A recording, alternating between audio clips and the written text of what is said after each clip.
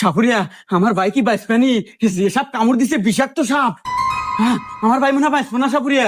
এই তুই কোনো টেনশন করিস না, আমি 42 বছর সাধন করা চিঙ্কু সাপুরিয়া, আমি 100 শুনে হাফ কেজি বিষ নামানা দেই। নন মরে গেল মনে হয়, তাড়াতাড়ি আসেন।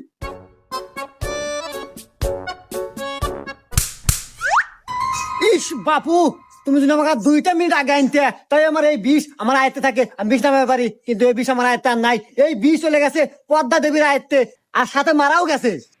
আচ্ছা সাপুরিয়া, আপনি জানি কত বছর সাধনা করিয়া আপনি সাপুরি হয়েছেন?